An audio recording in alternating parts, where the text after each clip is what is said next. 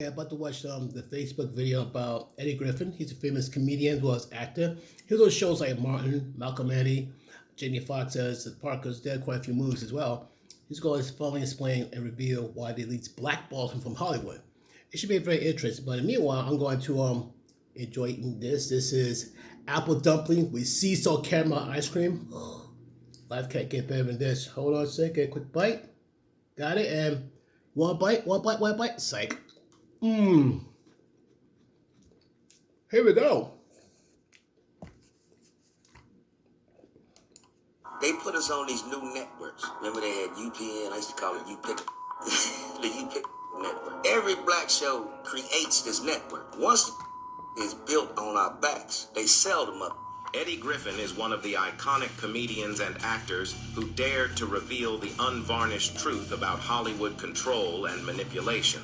He has allegedly discussed details about the pressure faced by black comedians and actors in Hollywood, a world where conformity often precedes success and defiance can lead to being blackballed. He has also called out top elites of Hollywood like Oprah Winfrey and Tyler Perry for blackballing him from Hollywood.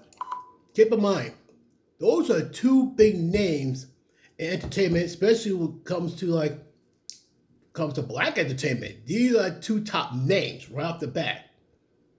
Unbelievable.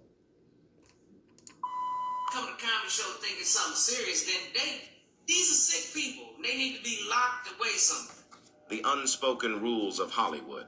Eddie Griffin, in a candid discussion, has discussed the inner workings of Hollywood. He speaks of audience plants and the subtle yet pervasive control exerted over comedians. Griffin's revelations point to a larger scheme where the entertainment industry, under the guise of humor and art, manipulates narratives and influences public perception.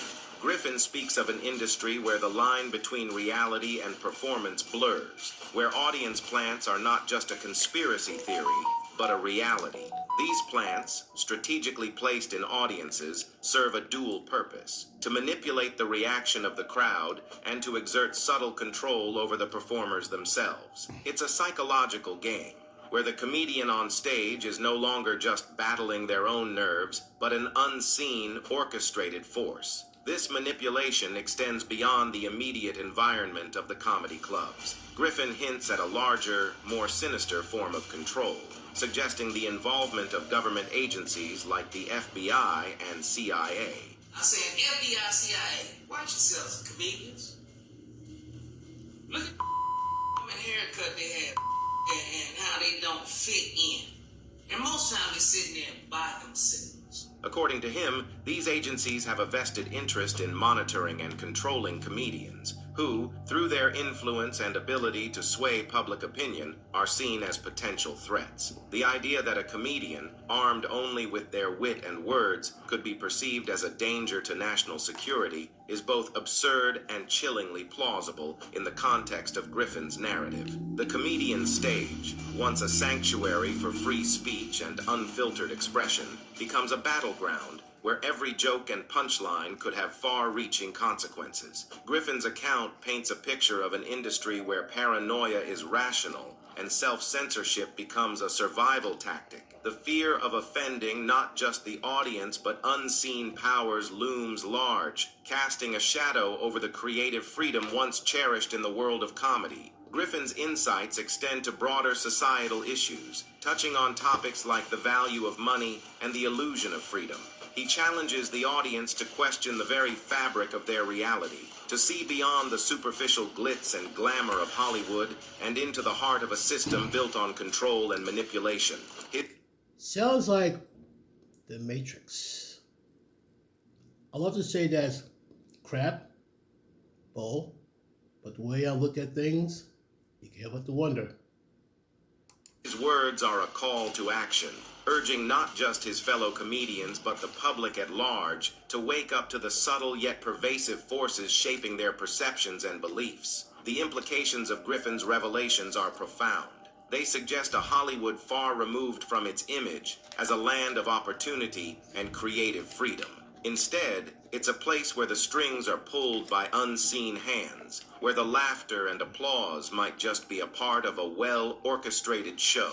It's a world where the truth is stranger than fiction, and the clowns might just be the ones in control. The dress code controversy. There's no doubt that Eddie Griffin has been exposing the Hollywood industry for a very long, and it all starts with the movie Foolish. In the movie Foolish, Eddie Griffin's character confronts a pivotal issue in Hollywood: the expectation for black male actors to don dresses for comedic roles. They are not just any dresses, but dresses to make them look and feel like a woman. I see that a lot.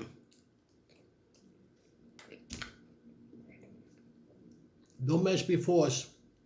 I'm talking about comedians and actors. No man should be forced to wear a dress for laughs. I don't care how much money is being offered. You feel like, no, I don't want to do it, not right, you shouldn't. So that's why have a lawyer present, have an attorney. Before you sign anything, if this is the law, you gotta wear a dress, you can act anything the less than masculine, you have a right to say no. Seriously. This scene is not just a moment in a film. It's a mirror reflecting a long-standing and controversial practice in the entertainment industry. Griffin's character, in a moment of raw honesty, questions the underlying motivations and implications of this dress code. The scene becomes a powerful commentary on the feminization of black men in Hollywood, a trend that has been observed and criticized for its potential to perpetuate harmful stereotypes and undermine the dignity of black male actors. Thank you. People think we're being paranoid, homophobic. No. You're making black men looking less masculine. Masculinity is not the enemy. Toxic masculinity is really the lack of masculinity. Don't get it twisted, folks. Stop getting it twisted. Kiss my black, but I'm not selling out to do it. The practice of dressing black male comedians in women's clothing is not just a matter of wardrobe choice. It's a symbol of a deeper issue. It represents a form of emasculation and control, a subtle yet significant way of diminishing the perceived threat of black masculinity. This trend, seen in various movies and TV shows, has been called out by numerous actors and comedians who see it as a demeaning and unnecessary requirement. Griffin's stance in Foolish is a bold refusal to conform to this norm. His character's rejection of the dress is symbolic of a larger rejection of the industry's attempt to dictate and control the portrayal of black men. It's a statement about maintaining integrity and authenticity in a field where such qualities are often sacrificed for fame and financial gain. The controversy goes beyond the individual choice of whether to wear a dress. It touches on broader themes of representation, identity, and power dynamics in Hollywood. The expectation for black male actors to wear dresses is intertwined with the industry's history of racial stereotyping and typecasting. It raises questions about who gets to decide how black men are portrayed on screen and what narratives are being pushed through these portrayals. The impact of this practice is far-reaching. It not only affects the actors who are put in these positions, but also shapes public perceptions and attitudes towards black men. By repeatedly presenting black male characters in this light, the industry perpetuates a limited and skewed image of black masculinity, one that can have real-world consequences. Griffin's scene in Foolish is a moment of defiance, a challenge to the status quo.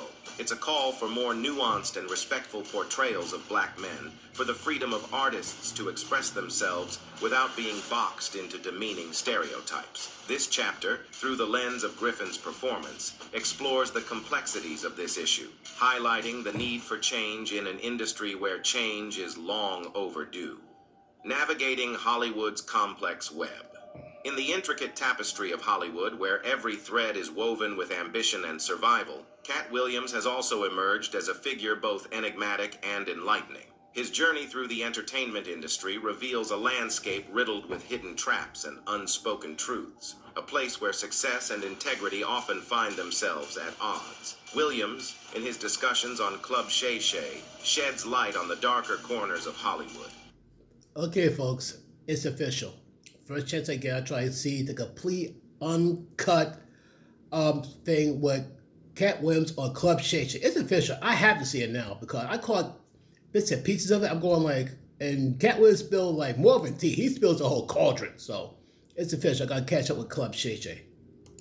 He speaks of the industry's power players, the unyielding forces that shape careers and dictate narratives. In 15 years in Hollywood, no one in Hollywood has a memory of going to a sold-out Kevin Hart show, there being a line for him ever getting a standing ovation at any comedy club. You know what?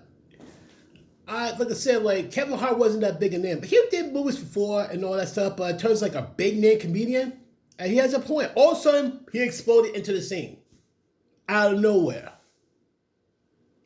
Like I said, he did 1, 2 movies and all that stuff, but it turns like being a super successful comedian, he just exploded out of nowhere. That you can't help but to wonder, like, you know, where he came from. Some people don't know who this dude was. He's maybe like a minor player and all, so he's up in the stratosphere with the top stars. That's why when people say plant, you can't help but to think a little bit and go like, you wonder. At the very least, instead you say like, no, you can't help but to think it's like, you know, you know, that's up a deal. Hold on a sec. And now you're going to see the P. Diddy connection to go with it. Insights into figures like Diddy, Harvey Weinstein, R. Kelly, and Michael Jackson paint a picture of an industry where alliances are fragile and loyalty is often overshadowed by self-preservation. In this world, information is currency, and secrets are the hidden gold mines. Williams, with his 3 decades in the industry, has become a collector of these secrets, a keeper of the knowledge that many would prefer remained in the shadows. His understanding of the industry's inner workings places him in a unique position, one where he can see beyond the glamour to the gears and cogs that keep the Hollywood machine running. Cat Williams' revelations about Kevin Hart's path to stardom add another layer to the intricate narrative of success in this enigmatic industry. Williams discusses the unspoken, often controversial paths that some take to reach the pinnacle of fame, hinting at the compromises and hidden transactions that underpin the journey to celebrity. You know what the #1 job of somebody that sold their soul in Hollywood is? Is to act like it didn't happen.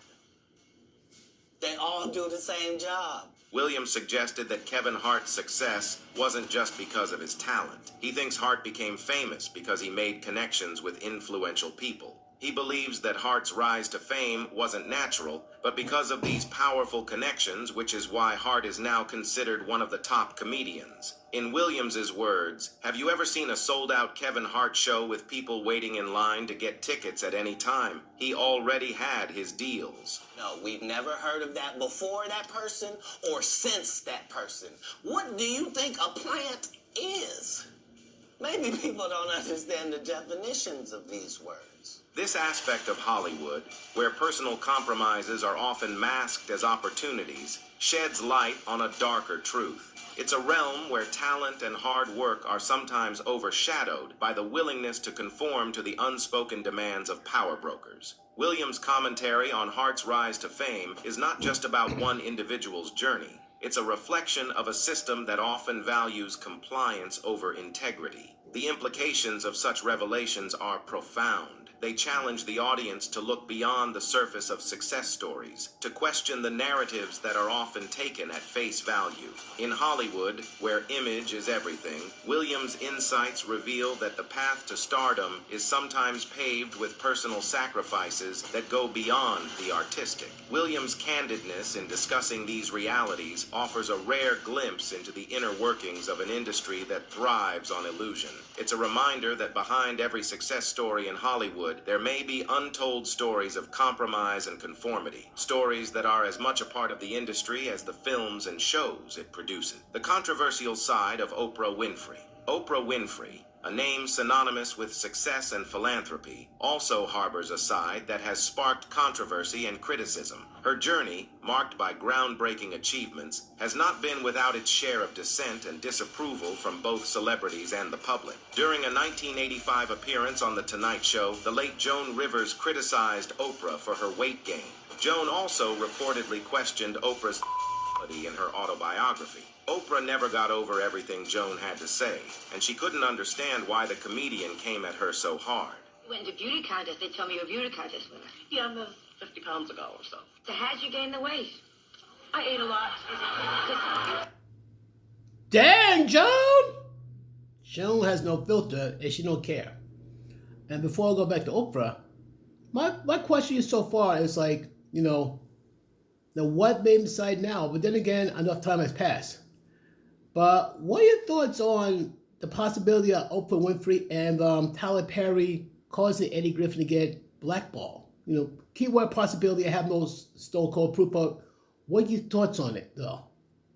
Leave your thoughts and opinions on that in the comments down below. I want to hear lots of comments on this here because I'll go ahead and show you the leave the link to this video because I'm going like, wow. Let's keep watching. Pretty girl and you're single. You must lose the weight. Oprah's interactions with other celebrities have often been contentious. Joan Rivers, for instance, openly criticized Oprah, leading to a strained relationship between the two. In 2010, a close friend of Joan Rivers told the National Enquirer that Joan really didn't like Oprah. According to the friend, Joan saw Oprah as very fake and thought she was the most insincere person. Even though Oprah seemed nice and generous to others, Joan believed that Oprah was actually cold and only interested in herself. In 2013, Oprah made headlines when she alleged a Swiss sales assistant wouldn't show her a luxury bag because the woman assumed she couldn't afford it since she was black. The backlash was swift and furious. Black. And she said, no, you don't want to see that one. You want to see this one because that one will cost too much. You will not be able to afford that. The backlash against the saleswoman whom Oprah accused of not showing her a bag was quick and intense. The saleswoman later defended herself, saying she did show Oprah the bag. She felt powerless because Oprah was so influential and had turned public opinion against her. Some conservatives didn't believe Oprah's story. They also pointed out that Oprah's accusations came out at the same time she was promoting her new movie, The Butler, which is about the civil rights movement. They thought this timing was too convenient. To be able to make out with Oprah, to have love scenes with her and those tiggo bitties. During the premiere of The Butler, Oprah made a statement to the reporters about the incident. She said, "I'm really sorry that it got blown up. I purposefully did not mention the name of the store. I'm sorry that I said it was Switzerland." People started questioning Oprah's story. They wondered why she would apologize if she really faced discrimination. They also questioned the timing of her apology, asking why she chose to do it at the premiere of her new movie. This made some people doubt whether the discrimination happened as she described. Winfrey's alleged racial discrimination incident and her strained relationship with the hip-hop community have been points of contention. These incidents have sparked What? There's a little bit of friction there was friction between Oprah and the hip-hop community? Wow.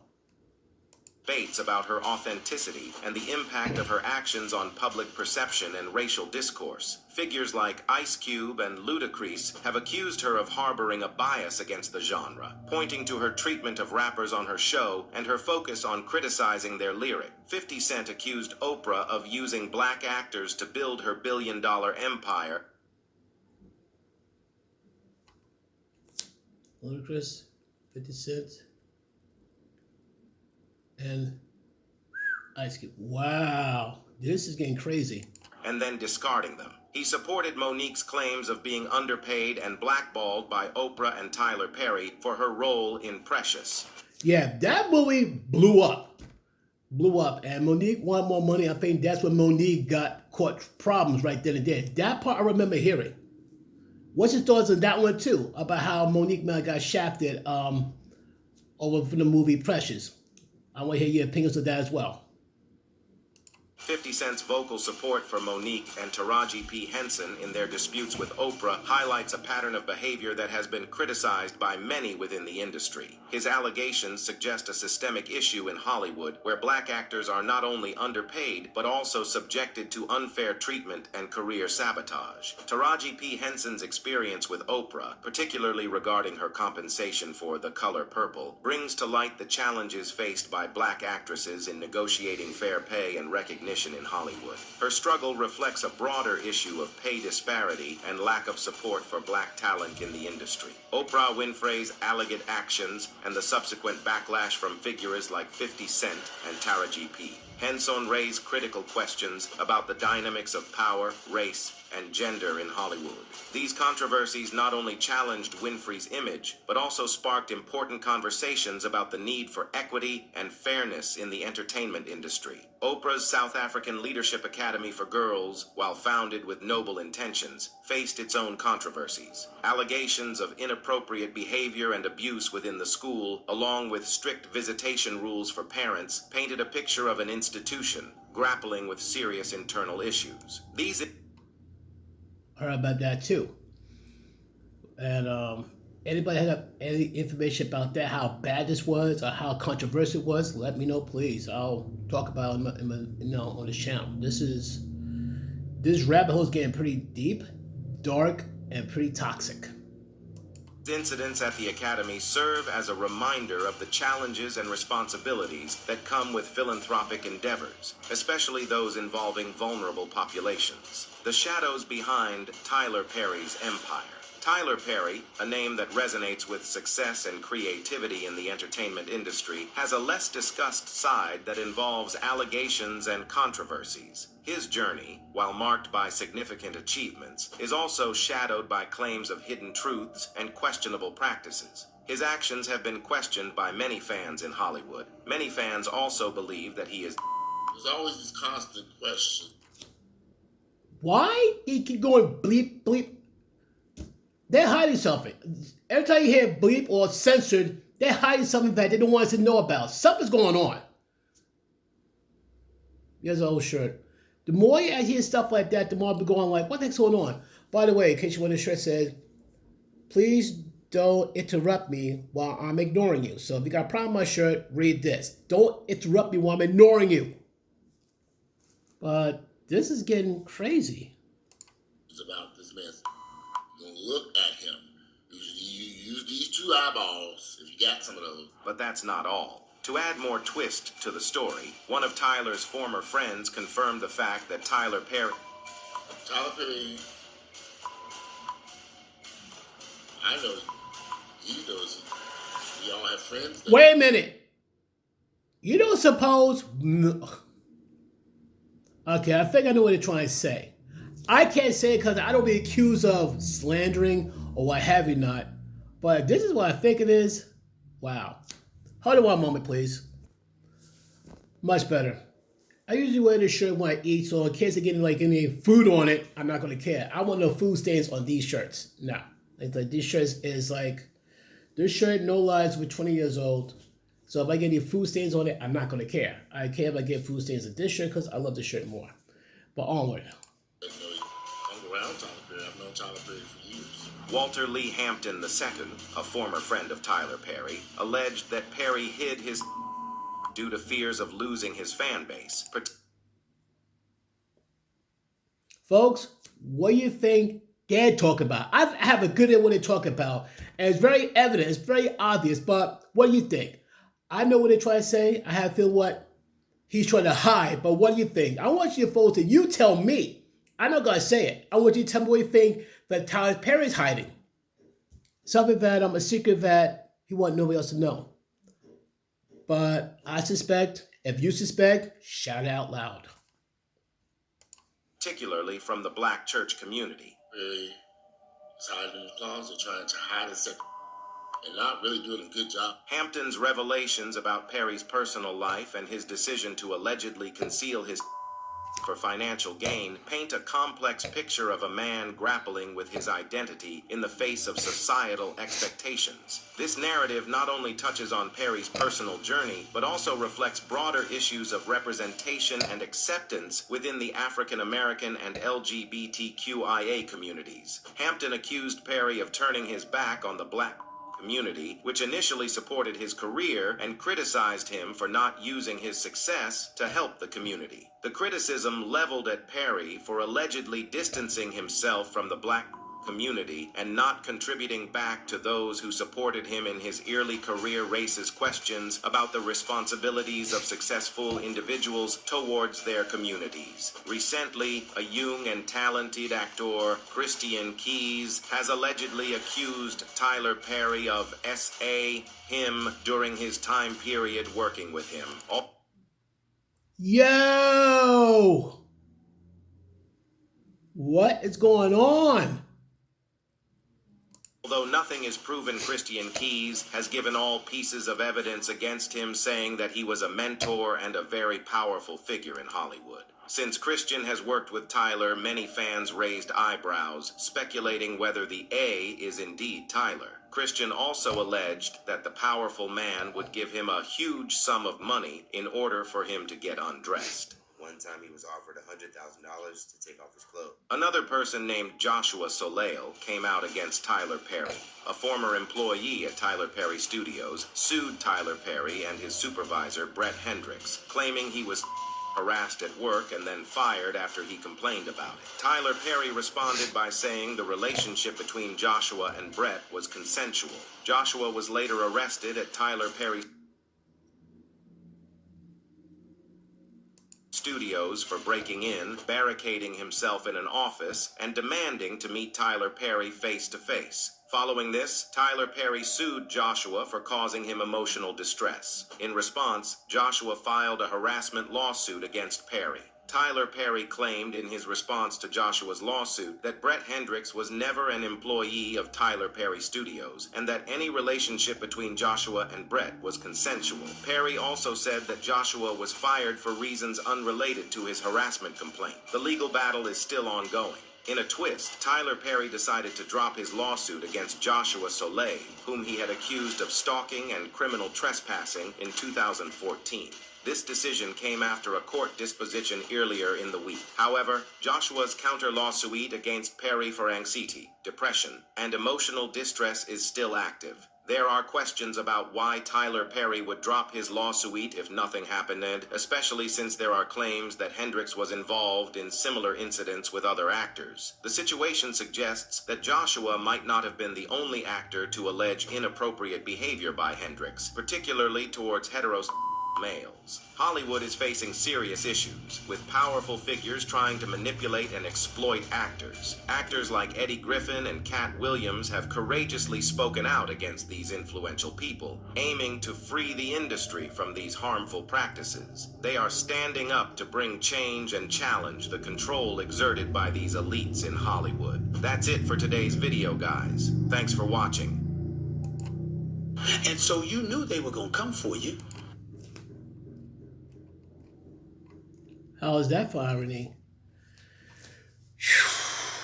Wow. That's all I'm gonna say. Wow. I'm at a loss for words here. I'm really at a loss for words, to be honest, though. But basically, I'm not gonna be able to look at Oprah nor Tyler Perry the same way ever again. And like I said, the people who joined the ranks of people who chose to step up and spill the tea about what's really going on behind the curtain in terms of the music and entertainment industry. Jack Wright, Cat Williams, Ice Cube, 50 Cent, and add on Eddie Griffin. And there's going to be more, I think. I think a lot more people are going to step forward. Just the fact that P. Diddy got arrested as being held for trial, I have a gut feeling more people are going to step forward. You really got quite a few people stepping forward and saying, like, these allegations. It's not going to stop. But before this is over, it's going to blow up. And Hollywood and the music industry is going to have a different landscape when all is said and done. But this is going to be dragged on for a long, long time. So, folks, give me your thoughts and opinions on this. How are you going to see this from this point on? So do not afraid to speak up. And those who are going to be trying to get into the business, be very careful. There are pitfalls and traps everywhere in there. You'd be safer walking in a minefield stomping. That's how dangerous it could be. Until then, folks, peace.